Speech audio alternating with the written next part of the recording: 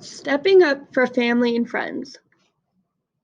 As I waited outside my sister's elementary school, I tilted my head back and smiled at the cloudless sky. A sunny afternoon meant two things. First, my sister Zoe wouldn't jump into every rain puddle and get both of us soaked. Second, I get to see the step team practicing outside of the recreation center. While I waited, a four-part beat played in my head.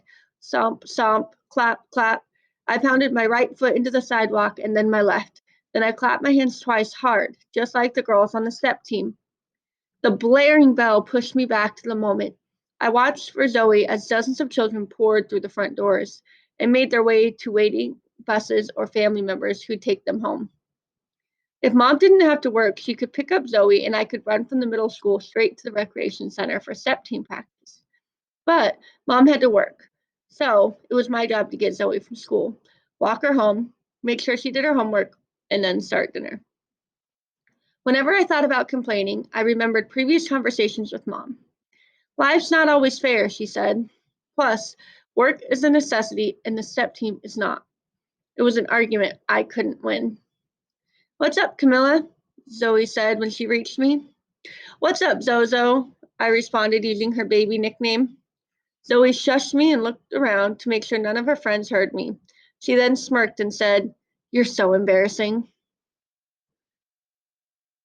Zoe talked about how she was getting better at double dutch during recess, but I tuned her out when we reached the recreation center. Like I'd hoped, the step team was practicing outside. I watched the girls stomp on the concrete and clap their hands in unison.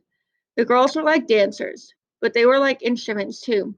Their stomping and clapping created music. Are you listening? Zoe asked. Not really, I said. Come on, I have to do something.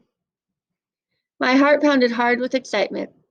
I grabbed Zoe's hand and led her into the recreation center. A woman at the front desk handed me a brochure with information about their free programs for neighborhood children. I opened my mouth, but nothing came out.